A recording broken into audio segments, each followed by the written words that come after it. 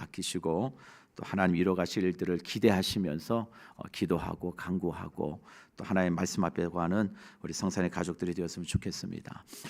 시편 119편은 시편의 말씀 중에서 제일 길고요. 또 그 내용도 사실 되게 무게가 있는 시편이에요. 무려 176편이라고 하는 아주 긴 장인데 우리 대표적인 어떤 성경의 주석가라고 할 수 있는 어거스틴 같은 경우에는 이 시편 119편을 가장 마지막에 강해를 했다고 그래요. 그만큼 119편이 이 주는 의미가 깊고 이 말씀을 깊이 묵상하지 않고서는 함부로 이 말씀을 강의할 수 없다고 생각해서 모든 시편들을 다 주의하고 맨 마지막에 119편을 주의했다고 그래요. 그러니까 그 정도로 그 말씀에 대한 경외함을 가지고 어거스틴이 섰다는 이런 것을 알 수 있죠. 또 존 칼빈 같은 경우에는 이 시편 119편의 176절에 해당되는 이 절을 이게 이제 8절씩 총 22개 단락으로 되어 있는데 이 22개 단락을 하나하나 정말 깊이 통찰하면서 22번을 주의했습니다. 대단하죠. 정말 결코 쉽지 않은 일인데 하나님이 또 칼빈에게도 성령의 감동하심을 주셔서 이걸 8절씩 22단락을 하나씩 단락별로 그 말씀을 통찰하고 하나님이 주신 은혜 가운데 주의하고 설교했을 정도로 이 시편 119편이 주는 말씀의 깊이와 또 그 안에 있는 영감이 얼마나 크고 깊은지를 우리 한번 다시 한번 깨닫게 합니다. 우리 사랑하는 성도 여러분, 성도라고 하는 이 신분은 하나님이 택한 자녀들에게 주시는 특별한 신분이에요. 아무나에게 이 성도라는 신분을 주어지지 않아요. 하나님 부르시고 택한 자들에게 복된 하나님의 자녀들에게 주시는 이 신분이 성도라고 하는 이 신분이에요. 이 성도라는 이 신분을 따라 참으로 복된 인생을 살아가기 위해서 우리가 가져야 될, 우리가 정말 삶 가운데 신앙의 삶 가운데 가질 첫 번째 삶의 모습이 뭐냐 한번 따라해 보시죠. 하나님의 말씀을 사랑하는 것이다. 아멘. 하나님의 말씀을 사랑하는 게 제일 중요해요. 그 말씀을 사랑하고 그 말씀을 따라 행하려고 하는 것이 우리의 삶 가운데 가장 중요하다는 것이죠. 우리 에스겔서 37장에 보면 여러분 에스겔에게 하나님이 마른 뼈의 환상을 보여주십니다. 하나님 묻지요. 에스겔에게 에스겔아 인자야 이 뼈들이 능히 살겠느냐라고 물어요. 그러자 에스겔이 하나님께 대답합니다. 여호와여 주께서 아십니다. 하나님이 아시지 않습니까? 그때 하나님께서 에스겔에게 말씀하시죠. 너는 모든 뼈들에게 대하여 이르기를 여호와의 말씀을 들을지어다. 여호와의 말씀을 들을지어다. 내가 너에게 생기가 들어가게 하리니 너희가 살아나리라. 하나님께서 우리에게 주시는 귀한 메시지는 오늘도 주의 말씀을 들으라고 좀 하고 계시는 거예요. 오늘 이 새벽에 여러분 피곤한 몸이지만 이 자리에 나오신 이유는 딱 한 가지예요. 하나님의 말씀만 듣고 가시면 돼요.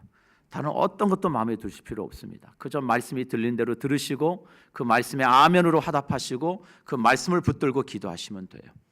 그런 심령에게 하나님 놀라운 그 심령이 살아나고 마른 뼈들이 살아났던 것처럼 하나님의 몸된 교회 여러분 인생 가운데 큰 군대가 되게 하시는 역사가 일어날 줄 믿습니다. 그 믿음을 가지고 우리가 이 금식 사경회를 온전히 하나님께 맡기고 나아갔으면 좋겠어요. 우리 119편 말씀을 가지고 간단히 전할게요. 오늘 좀 너무 길면 또 기도하는 시간이 줄어드니까 오늘 119편은요 시작을 우리에게 이렇게 합니다. 누가 복이 있는 인생이냐는 거예요.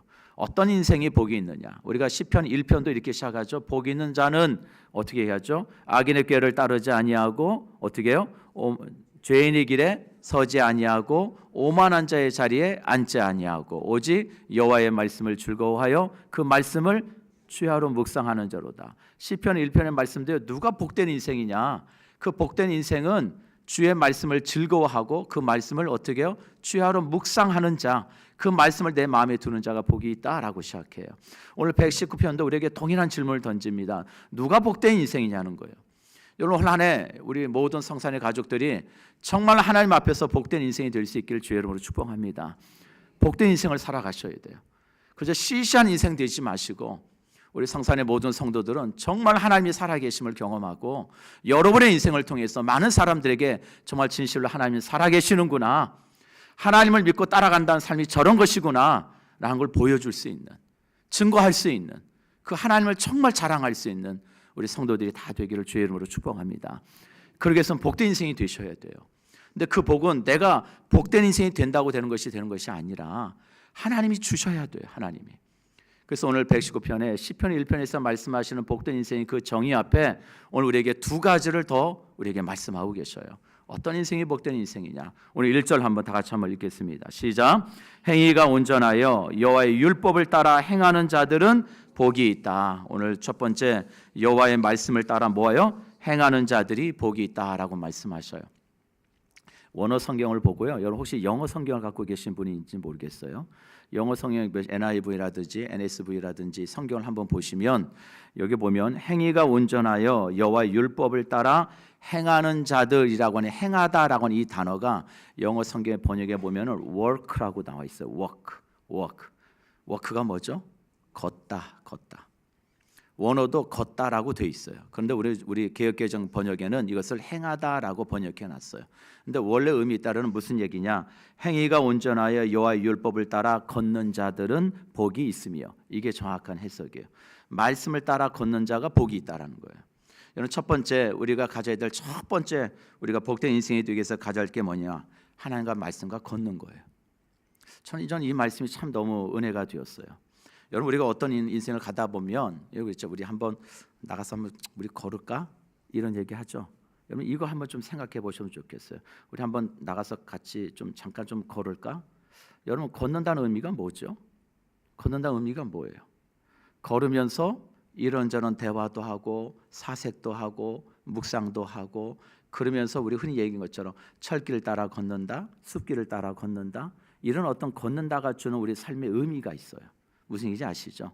그 걷는다는 것을 단순히 어떤 목적지향적으로 가는 게 아니라 걷는다는 의미 속에는 과정이 중요하다는 의미가 있다고 저는 생각해요. 여러분 우리가 그렇죠. 어떤 사람이 우리 한번 뛰어가자라고 할 때는 목적이잖아요. 어디까지 뛰어가자. 그러나 걷는다라고 하는 것은 어떤 결과보다는 과정이 중요하다고 저는 생각하는 거예요. 오늘도 말씀이죠. 오늘 우리에게 주시는 첫 번째 복된 인생이 뭐냐? 하나님의 말씀과 함께 걸어가는 그 과정을 소중하게 여기고, 그 말씀 가운데 하나님 내게 주신 은혜를 따라서 묵상하고, 그 말씀이 그렇게 되어지는지 되어지지 않는지를 내 삶 가운데 그렇게 행하여 가면서 신압으로 천천히 하나님의 말씀이 인도하는 대로 걷다 보면 그 마지막의 결과는 하나님이 저와 여러분을 어떻게 해요? 그 말씀이 되어지는 은총 가운데 복된 인생이 되게 하시더라. 이게 첫 번째 우리에게 주시는 메시지예요. 우리 사랑하는 성도 여러분, 올 한 해 2026년 여러분 각자가 살아가야 될 삶의 어떤 속도가 분명히 다를 겁니다. 다 다르실 거예요. 어떤 인생에게는 하나님 빠른 속도를 요구하시는 분도 있겠지만, 어떤 인생에게는 아니 좀 천천히 가. 때로는 하나님이 아니 너 지금 뛰어야 돼 라고 말씀하실 때도 있을 거예요. 우리 사랑하는 성도 여러분, 어떤 일이 있어도 올 한 해만큼은 우리 결단합시다.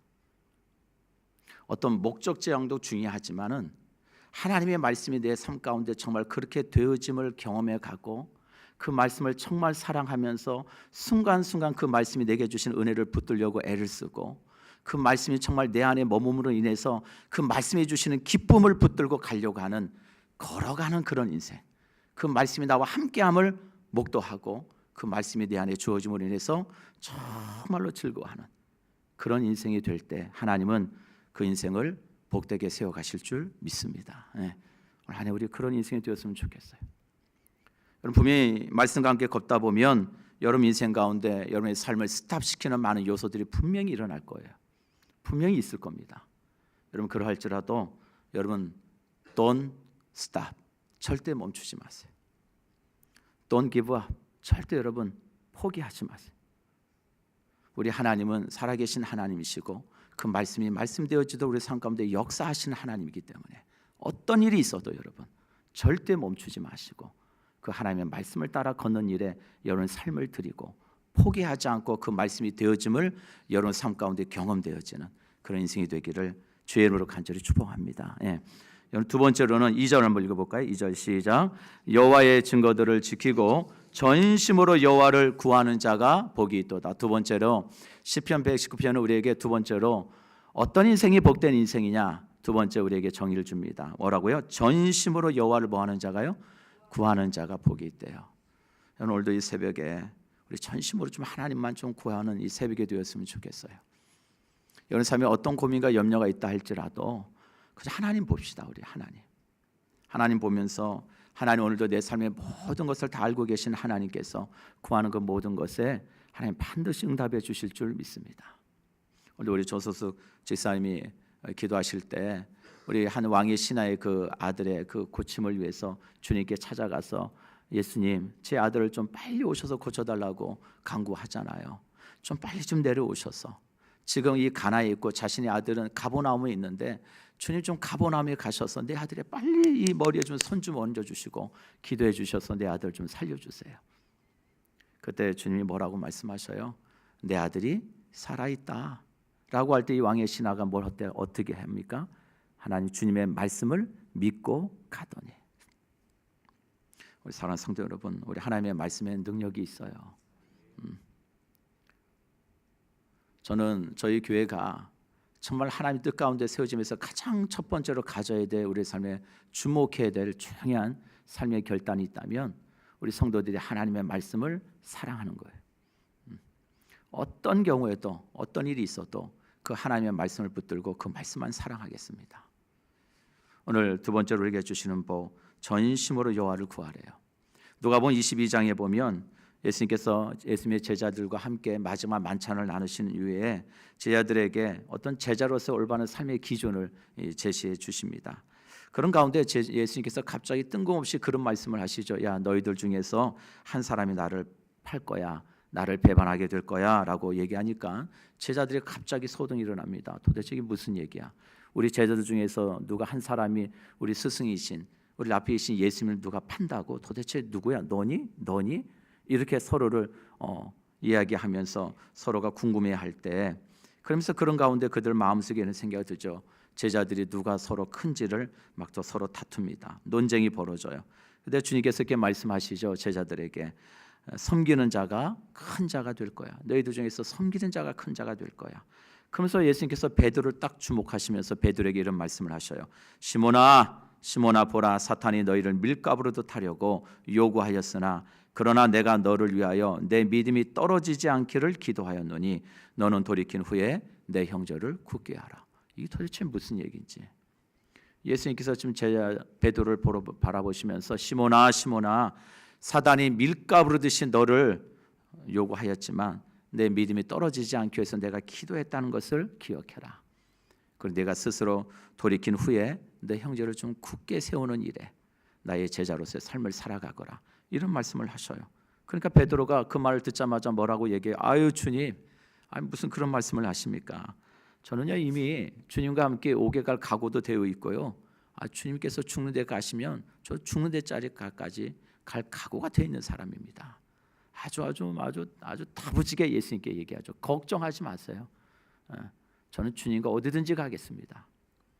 여러분, 저는 이 대화가 좀 바뀌었더라면 얼마나 더 좋았을까. 이게 반대였더라면 오히려 이렇게 얘기를 했으면 더 좋았을 것 같아요. 주여, 제가 주님을 위해서 오게도 가고요, 중대까지 각오할 다 각오되어 있습니다. 저는 온전히 주님의 길만 가겠습니다. 그러고 나서 예수님께서 아유 시몬아 사단이 너를 밀가루부터 하려고 너를 요구했지만 내가 너를 위해서 기도했다는 걸 기억하거라.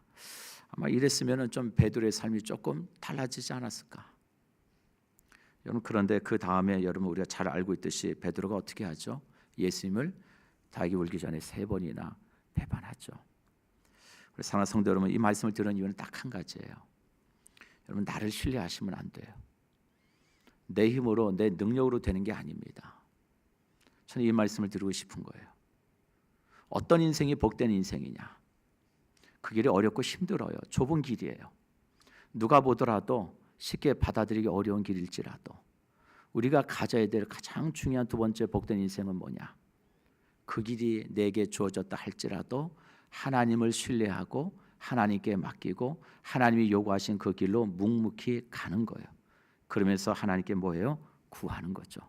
하나님, 제가 이 길을 잘 감당해 갈 수 있도록 끝까지 하나님께서 내게 허락하신 이 길을 정말 온전히 내가 수행할 수 있도록 능력을 주시고 제 인생을 붙들어 주시기를 원합니다. 간구하는 인생이 복된 인생이라고 말씀하셔요. 우리 8절 우리 한번 마지막으로 한번 읽을까요? 8절 내가 주의 율례들을 시작 내가 주의 율례들을 지켜오리니 나를 아주 버리지 마옵소서. 이 말씀은 이렇게 들려줄 수 있어요. 주여 하나님이 저를 버리실까 제가 걱정이 됩니다. 하나님이 저를 버리실까 하는 좀 두렵습니다. 뭐 이런 메시지라기보다는 이렇게 이해하시는 게 좋아요. 하나님, 제가 하나님께 버림을 받을 그 각오를 가지고도 제가 어떤 일이 있어도 주의 말씀을 지키며 살아가겠습니다. 주의 길을 가겠습니다. 이런 결단의 고백이라고 여러분 이 말씀을 받으시면 돼요. 우리 사랑하는 성도 여러분, 어떤 인생이 복된 인생일까요? 오늘 성경 우리에게 두 가지 말씀하십니다. 우리 1절, 2절 우리 한번 같이 다시 한번 읽겠습니다. 시작. 행위가 온전하여 여호와의 율법을 따라 행하는 자들은 복이 있으며, 2절, 여호와의 증거들을 지키고 전심으로 여호와를 구하는 자는 복이 있도다. 여러분, 이 복된 인생이 다 되어져서 올 한 해 진실로 하나님이 우리와 우리 삶 가운데 공동체 가운데 역사하시는 그 증거를 자랑하고 증거하는 우리 모든 권속들이 되시기를 주의 이름으로 간절히 축복합니다. 예, 우리 같이 한번 찬양할까요? 여러분 나눠주신 이 묵상 노트 책에 보면 맨 뒤에 우리 주제곡이 있습니다. 우리 같이 말씀 앞에서 우리 같이 한번 1절만 우리 찬양하고 우리 통성으로 자유롭게 기도하시다 돌아가시고요. 오늘 영화 유치부 우리 청년부 나와서 제가 기도하도록 하겠습니다. 우리 같이 한번 찬양합니다.